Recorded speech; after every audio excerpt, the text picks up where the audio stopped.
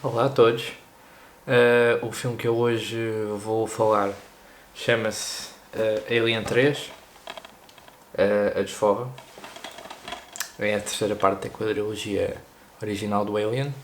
E vou explicar, vou dar a minha opinião em relação ao filme e vou explicar como é que um estúdio não deve interferir durante a realização de uma continuação de uma saga, porque este filme não é bem visto por muita gente em relação aos filmes o resto dos filmes da saga. No entanto, a quantidade de problemas que houve foi derivada das interferências do estúdio, de muitas indecisões, de várias mudanças no guião, mas isso é uma coisa que eu já vou explicar. Em primeiro lugar, quero dar a minha opinião acerca deste filme. Não creio que este filme não é que seja mau, mas nota-se que não havia assim uma direção clara para onde este filme queria ir. Houve uma coisa que eu não queria, que era acabarem com várias personagens anteriores. Houve muita coisa. Talvez o progresso da história não tenha sido muito igual em muitas partes. No início estava a progredir bem, o final pareceu-me um bocadinho mais, digamos, apressado. Parecia que estavam muitas coisas a acontecer, parecia que pronto, era tipo pessoas a morrer por todo lado. E parece-me que estavam a tentar apressar essa parte. No entanto, acho que é um filme, não digo que seja mau, é um filme bastante interessante. Este filme é um bocadinho mais, digamos, religioso, explora o tema religioso da história. Este filme passa-se numa prisão, num planetoide, onde a nave do filme do Aliens, o Encontro Final, a Sulaco, que é assim que se chama a nave, despenha-se num dos lagos desse planetoide, até que os sobreviventes, foram resgatados pelos prisioneiros de uma prisão que existia perto desse lago. A meu ver, eu se tivesse dado para aí uma nota de 0 a 10 eu daria um 7. Este filme, apesar de todos os problemas, até é um filme bastante bom. Tal como as outras versões, os outros filmes, existem várias versões deste filme. Há uma versão mais curta, a versão que saiu nos cinemas. Há uma versão mais longa que saiu mais tarde no DVD. Eu tenho essa. Não este filme é a versão de cinema. No entanto, tenho ali uma versão também de. Tem cerca de 30 minutos mais de cenas que foram filmadas, mas não foram usadas para o filme, para o final, para o corte final, digamos assim, para a edição final. No entanto, também a edição mais longa é bastante diferente da edição que saiu no cinema. Houve várias. Pronto, isto é aquele problema. O estúdio não sabia muito bem que direção queria ir. Houve coisas que foram filmadas, depois não foram adicionadas. Depois outras coisas que não foram filmadas, que queriam ter filmado, mas não filmaram. Mas pronto. Este filme, até por acaso, acho que vai ser um dos meus preferidos na saga. Aliás, eu até quando era puto, tipo, quando eu comecei a rever a saga, tinha para aí os meus 14, 15 anos. Eu lembro-me que este era aquele filme que eu me lembrava menos e foi o primeiro filme das 4 que eu voltei a rever. E por algum motivo, durante algum tempo, este até era o meu primeiro, era o meu preferido, era o meu primeiro na saga. Depois eu revi mais umas vezes, passou-se o Aliens, passei a gostar muito mais da ação. Depois comecei a gostar mais do Alien porque é sempre mais, explora mais um bocado da história da saga. Tipo, grande parte da história da saga está nesse filme, não no Aliens. No Aliens também explora bastante, mas é mais também focado para a ação, é mais focado para personagens que estão no filme, não para digamos, para o universo em si. O Alien 3 explora um bocadinho mais o terror. No entanto, também explora uma relação mais. Uma relação entre o próprio Alien e a Ripley, a personagem principal neste filme. Aliás, porque, porque neste filme vai acontecer uma data de coisas diferentes. Eu dou um exemplo. O Alien não é um. É a primeira vez que vamos ter um Alien que não vai ser o hospedeiro. Digamos assim, o hospedeiro não é um humano, digamos assim, é um. Depende também da versão. A versão de cinema é uma versão que para mim é um bocadinho mais nojenta porque envolve um cão, praticamente aqueles monstros aquilo chama-se, se formos a dizer em português, aquilo chama-se abraça-caras, porque tecnicamente abraça a tua cara. Aquilo é, pronto, deve ser mais conhecido como os facehuggers, deve ser o termo que vocês conhecem mais. Na versão original é um cão, a vítima. Há uma versão mais longa, tem cerca de meia hora, e eles têm lá um matador, têm lá uma espécie de. Uma quinta, mas tipo. Eu sei que eles fazem criação de animais, entre eles bois. Há um boi que morre de causas naturais, digamos assim, encontrado já morto, digamos assim, depois mais tarde durante a cena em que o bicho está a emergir do próprio boi. Pronto, é mais ou menos parecido, a única diferença é que o cão está vivo. É muito mais. Mete muito mais medo, ainda por cima eu adoro cães, então estar ali a ver aquela cena, tipo, depois do cão ia chiar e ir. Ih, não dá. O do boi também é mais nojento, porque também é sangue por todo lado, mas não é tão. Não me afeta tanto. E faz mais sentido ser de um boi. Pelo simples facto de o Alien ser. O Alien deste movie, já estou aqui a começar a meter palavras inglesas. O Alien deste filme é maior, é ligeiramente maior, portanto é um bocadinho estranho como é que aquilo ia caber dentro de um cão. Acho que tipo, se coubesse dentro de um boi fazia um bocadinho mais de sentido. Mas eu também já explico o porquê do boi já estar morto. Antes de chegar a essa parte, eu tenho aqui o guião outra vez, não o guião outra vez. Este filme teve vários problemas desde o início. O filme foi. Como é que eu digo? Houve um grande sucesso com a criação do filme do Aliens, o recontro final. Houve um grande sucesso de bilheteira. Então o Alien 3 já estavam com ideias poucos meses após o lançamento nos cinemas. No entanto, houve vários guiões que foram propostos para o estúdio por vários escritores diferentes, e uma das coisas que aconteceu foi que neste filme a própria Sigourney Weaver, que faz o papel da Ellen Ripley, que é a personagem principal de toda a saga, iria também ser uma co-produtora, iria ajudar durante a produção do filme. Tanto que ela também tinha uma opinião, os guiões eram enviados para ela também, e não ia ser feito um filme em que ela não gostasse do guião.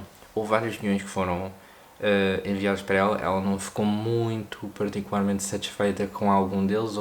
Houve uns, como é que eu digo, o resultado final deste filme foi vários temas, várias ideias que foram tiradas de vários guiões diferentes. Por exemplo, havia um guião em que era um plantoide, também é um plantoide, este é um plantoide, em que havia digamos assim, é assim, a ideia principal era haver um mosteiro com, digamos, tipo, todas aquelas figuras que existem no mosteiro agora, eu sei que havia abades e padres e, pronto, esse pessoal religioso. A ideia final do filme foram prisioneiros. No entanto, neste filme são prisioneiros que se converteram digamos, são, como é que eu digo, acreditam em Deus, não sei, eu teria que rever essa parte do filme, porque, pronto, mas acreditam pelo menos numa força superior. E também os temas religiosos diferentes, todas as conotações religiosas que existem ao longo do filme, foram tirados de um desses guiões. Portanto, foi uma ideia que persistiu e foi levada avante e até está na versão final do filme. No entanto, houve vários problemas, particularmente por causa desses guiões. Por exemplo, também havia um guião que se iria passar na Terra, e uma das coisas que deveria ser mais eficaz durante a realização de um filme, que não envolve muito a filmagem diretamente ao marketing. O marketing do filme é uma das coisas mais importantes. Não é uma coisa que se passa propriamente dentro das filmagens, é uma coisa que se passa após as filmagens. Criação de trailers, criação de TV spots e essas coisas, criação de mini trailers, criação de, de posters, de taglines, pronto, é tudo isso. O próprio marketing deste filme, o primeiro marketing que foi um lançamento de um trailer em que que queria era alusivo a uma história do filme que se iria passar na Terra. E o trailer foi criado e ainda nem sequer havia um projeto final, um guião final escrito.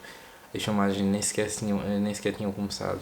O que é que aconteceu? A 20th Century Fox disse que até 1992, eu nem sei, eu creio que tinha sido em maio de 1992, mas eu posso estar enganado.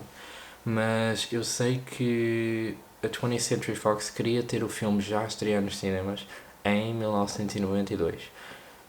Portanto, o que queria dizer era que alguns meses antes, vários meses antes, não havia guião final, não havia elenco, não havia diretor, não havia nada feito. No entanto, já queriam ter tudo pronto. Foi algo que a 20th Century Fox fez, então o que é que aconteceu? Havia um diretor chamado Vincent Ward que tinha uma ideia para o filme, mas aquilo não correu bem, então ele não chegou a ser diretor. Então trouxeram um diretor chamado David Fincher, que permaneceu como diretor do filme. E ele próprio diz que foi uma das piores, e foi a primeira experiência num filme, digamos, profissional, tipo, pronto, a nível de Hollywood, né? Hollywood é uma grande, tipo, praticamente a cidade dos filmes, dizem. Foi a pior experiência que ele teve a filmar. Houve várias coisas que aconteceram, por exemplo, ele não era um diretor muito experiente, então os estúdios, vários escritores não o levavam a sério, não levaram a sério, isso não era uma coisa que ia particularmente a favor dele durante várias discussões que tiveram com ideias para filmes. No entanto, a 20th Century Fox estava mais disposta em ter um filme e lucrar com esse filme, independentemente se o resultado final fosse um filme bom ou um filme mau, porque eles achavam que com a realização de mais um filme do Alien era sucesso garantido e era lucro quase garantido. E mesmo que o filme fosse assim uma porcaria, os executivos do estúdio achavam que iam ter pelo menos lucro. Então eles também, houve muitas ideias que o David Fincher teve que não pôde aplicar no filme, houve outras ideias que teve em que literalmente pegou numa câmera, pegou em vários atores e foi filmar ele sozinho, mesmo sem a permissão dos estúdios. E digamos que ele nem sequer tinha uma carreira mesmo já construída, mas foi um filme que praticamente iria arruinar a carreira dele se não fosse pela própria atriz principal, Sigourney Weaver, porque ela até afirmou que, derivado de todos os problemas que estavam a acontecer entre ele e os estúdios, ela achou que ele fez um trabalho fenomenal, ela adorou o método de direção dele e se lhe dessem a oportunidade ele iria ser um grande diretor no futuro. E tornou-se um grande diretor. Ele diz, ele foi diretor de um filme chamado Seven, Os Sete Pecados Mortais, que tem o Brad Pitt e o Morgan Freeman, que eu até tenho ali, é um filme muito bom, muito bom. Ele também dirigiu o Fight Club, nunca vi, por acaso esse filme nunca vi, mas eu sei que o David Fincher é um diretor muito bom. Ele ganhou prémios e também não digo que não os mereça, mereceu muito. O problema com isto foi que o orçamento inicial que tinham dado para o filme era de 45 milhões. No entanto, com todas as ideias novas, com todas as propostas, o orçamento teve de passar de 45 para 65 milhões de dólares para este filme. No entanto, houve até mais de 7 milhões de dólares na construção de sets que nunca foram usados. Todos os sets, todo o material necessário para criar cenas que apenas estiveram no papel, nem sequer foram filmadas. Foi uma coisa inacreditável. E houve muitas cenas que acabaram por ser filmadas que nem sequer foram para a versão final. A versão final, eu diria que a versão final, a versão oficial, é a versão que foi nos cinemas. É uma versão que tem apenas 110 minutos, é a versão que tem um cão, é a versão que é uma versão mais curta, mas que não é. Eu acho que é essa versão que não é tão eficaz. Mas eu garanto que se formos ver a edição especial, que é uma edição que tem cerca de 138 minutos, que é por quase 2 horas e 20, tem uma maior complexidade, tem muito mais cenas filmadas, muito mais ação. Há personagens ali que tem um bocadinho mais, tem mais falas. Há personagens que por acaso no filme original tipo, aparecem para aí a meio do filme e depois nunca mais se sabe delas. Há outras que aparecem, pronto, na outra versão aparecem mais, até tem propriamente uma morte, digamos assim. Há também ligeiras diferenças, como aquela parte de um nasce num cão, o outro nasce por um boi. Há também uma ligeira mudança em que o grupo de prisioneiros consegue prender o alien eu creio que é tipo numa divisão que tem lixo tóxico, eu não percebi muito bem. Mas mais tarde no filme existe um prisioneiro que é assim mentalmente instável que vai soltar o alien porque acredita que o poupou antes, porque há uma cena que o envolve em que o alien mata duas pessoas, mas salva-o a ele, não o mata. Até ele acredita que. E também devido a ser um bocado psicopata, digamos assim, não o vai matar. O que é que acontece? Mata-o. E é ligeiramente diferente também em várias cenas. Mas pronto, é isso. Também não há nenhuma personagem que seja um android, a não ser o android que existe no Aliens o Recontro Final, o tal Bishop. Ele regressa neste filme, mas não há assim propriamente um android apenas associado exclusivamente a este filme. Ficamos também a conhecer um bocadinho mais do lado da companhia da Weyland Yutani. Conhecemos mesmo já pessoas parte digamos, da ala militar, se vamos assim dizer, da companhia, e o facto de estarem dispostos a tudo. Eles não querem saber de pessoas, eles apenas querem trazer o alien para a secção de armas biológicas. Então é mais uma vez confirma realmente o que é que eles querem, todas as intenções reais que eles têm. E é isso. Não sei se está aqui muito mais alguma coisa a dizer, depois deixem aí nos comentários. O próximo filme que eu vou falar vai ser o Alien, o Regresso ou a Ressurreição, não sei como é que vocês conhecem. E pronto, é isto. Espero que tenham gostado e até à próxima.